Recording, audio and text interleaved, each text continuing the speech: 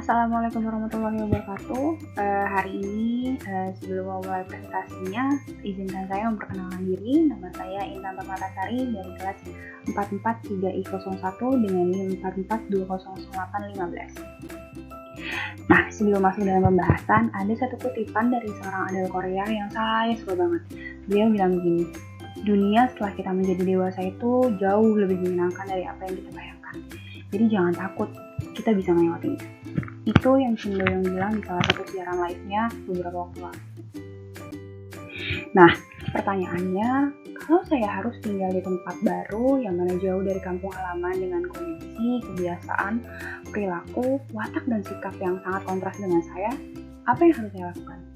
Ini strateginya. Yang pertama itu mencari tahu, lalu berinteraksi, ketiga berbaur, lalu memilih, dan terakhir keputusan. Nah, kenapa mencari tahu menjadi poin yang sangat penting? Ya tentu saja karena kita baru di lingkungan itu, mencari tahu seperti apa di lingkungan baru kita adalah hal yang paling penting. Dan cara paling ampuh terlebih untuk orang-orang yang kurang bisa bersosialisasi dengan mengamatinya. Contoh, apabila suatu saat saya pindah ke Jepang, saya harus mengamati hal-hal kecil yang menjadi kebiasaan di sana. Contoh, bagaimana cara mereka tegur sapa, cara mereka membuang sampah, cara mereka berangkat kerja, cara mereka berbicara dengan orang baru. Hal seperti itu yang terasa sangat kecil, tapi justru jadi sangat penting ketika saya baru akan mulai beradaptasi. Selanjutnya yang kedua, berinteraksi. Tapi saya kan nggak bisa bahasa Jepang, terus saya harus ngomongnya kayak gimana? Nah, nih, kebetulan saya memang pengen banget tinggal di Jepang. Tapi gimana cara saya berinteraksi dengan mereka kalau saya aja nggak bisa bahasa sana? Gini, akan ada dua kemungkinan yang akan saya lakukan. Apabila saya pindah ke negara tersebut dengan persiapan matang, ya tentu saya harus belajar dulu. Tentu saya harus belajar tata bahasa mereka. Bagaimana cara mereka bertemu sapa, meskipun saya yakin saya juga nggak terlalu pandai, tapi jika ingin menyatu dengan tempat di mana saya tinggal, maka saya harus mulai terlebih dahulu. Nah, lalu yang kedua, apabila saya dituntut pindah ke negara tersebut, entah karena alasan pekerjaan atau pendidikan, cara apa yang harus saya lakukan? Jadi, beberapa waktu lalu, sebenarnya saya tuh sering banget nonton beberapa video teman-teman di sosial media yang bilang mereka tuh belajar bahasa setempat karena tuntutan. Artinya, meski terpaksa, saya harus berusaha bicara dengan mereka dengan bahasa yang sehari-hari mereka gunakan dengan meminimalisir penggunaan bahasa Inggris gitu, karena nyatanya tidak semua negara itu menerima bahasa selain bahasa mereka, dan itu yang harus saya lakukan. Yang ketiga, berbaur. Ini akan menjadi bagian sulit saat saya harus bisa berbaur dengan mereka, karena satu hal yang sudah jelas, saya harus bisa beradaptasi sama lingkungan tersebut. Saya tidak harus menjadi seperti mereka, ya itu pasti, karena setelah beberapa minggu atau beberapa bulan di sana, saya pasti bisa berbaur. Sudah bisa mencari teman dan sudah bisa beradaptasi. Tapi yang pasti gini, mau di dalam atau di luar negeri, ketika kita keluar dari lingkungan yang biasa membentuk karakter kita, perlahan karakter dari orang-orang baru di lingkungan sana tuh pasti bakal kelihatan duluan. Dan biasanya di titik inilah saya mulai merasa ada sesuatu nih yang gak beres.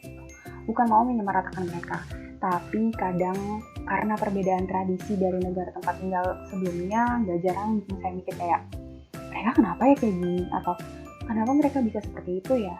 Ya, tapi di sini nih saya yakin di titik ini juga saya harus belajar bahwa nggak semua orang tuh punya sifat yang sama kayak saya. Nggak semua orang tuh bakal setuju sama pendapat saya. Nggak semua orang akan berpakaian dengan selera yang sama seperti saya. Nah, selanjutnya adalah memilih. Kalau teman-teman bisa lihat di sini saya membagi diagram ini jadi 4 kategori. Yang pertama, orang-orang yang punya kesamaan sama saya, terus teman rumah sama kantor, teman-teman dari negara yang sama, dan yang terakhir, bagian paling kecil adalah teman-teman yang buat saya deketin mereka karena rasa profesionalisme, tapi nggak mau gitu jadi teman gitu. Kenapa bisa gitu?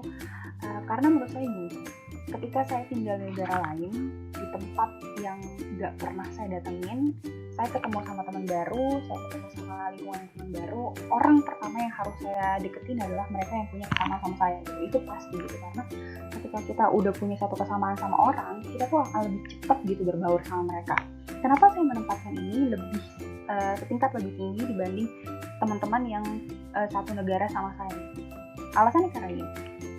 Contoh ketika saya tinggal di Jepang, saya punya orang-orang yang mereka nih kayak mungkin saya bisa anggap mereka nantinya akan jadi teman-teman seperjuangan saya, meskipun bukan dari Indonesia, karena saya pun teman-teman yang dari Indo itu nggak bisa 24 jam sama saya gitu. Kalaupun saya harus dapat teman lokal ya buat saya nggak masalah gitu, itu akan jauh lebih bagus gitu. Jadi nggak masalah mereka mau dari Indo, mereka mau dari lokal sana, yang penting mereka bisa nantinya menjadi teman baik saya di sana. Mereka adalah orang pertama yang saya hubungi.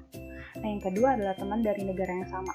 Ini juga bisa jadi 50-50 sih sebenarnya, karena bagaimanapun punya teman dari negara yang sama di negara tempat saya yang baru itu akan jadi keuntungan gitu. Yang kalau misalnya saya punya masalah ya mereka juga yang bakal saya hubungin gitu, sama misalnya regulasi negara tersebut gitu.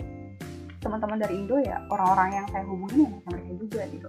Nah, 24% ini teman kantor dan rumah gitu. Saya sebenarnya nggak pengen terlalu akrab sih sama teman kantor dan rumah gitu. Terlebih kalau misalnya teman-teman cari tahu seluk-beluk negara Jepang itu ada beberapa tradisi yang saya pribadi nggak terlalu suka gitu. Meskipun saya nggak pernah ke sana, tapi buat saya beberapa tradisi kayak saya nggak tahu saya nggak begitu tahu apa namanya. Cuma saya pernah baca kalau tradisi timbal balik di sana tuh terlalu ekstrem gitu. Jadi buat saya kalau misalnya saya bisa tinggal di Jepang, mungkin saya nggak bakal mau terlalu dekat sama teman-teman kantor dan lingkungan saya. Nah, yang terakhir, ini persentase paling kecil yaitu 12% orang-orang yang saya akan deketin mereka cuma karena sebagai profesionalisme, tidak untuk dijadikan teman. Ini sebenarnya nggak harus jauh-jauh sampai ninggalin tempat saya tinggal sih. Maksudnya kayak di lingkungan terdekat kan kadang banyak banget yang seperti itu, dimana saya nggak ngebenci mereka gitu. Cuma ketika saya udah tahu kejelekan mereka kayak gimana, terus sifat buruk mereka kayak gimana, saya nggak mencoba untuk menghakimi. Cuma kalau saya dikasih kesempatan untuk milih, untuk mau nggak sih temenan sama orang kayak gitu, saya nggak. Cuma saya nggak bakal ngejauhin mereka gitu. Apa yang mereka lakuin akan jadi pelajaran buat saya, tapi tidak untuk jadi teman. Ya, seperti itu. Lalu berikutnya, nah ini yang terakhir, keputusan apa yang akan saya ambil kalau nantinya saya udah tahu semua seluk-beluk negara tempat saya tinggal, gimana mereka di sana, terus kayak perilakunya seperti apa. Ini yang akan jadi keputusan untuk saya, gimana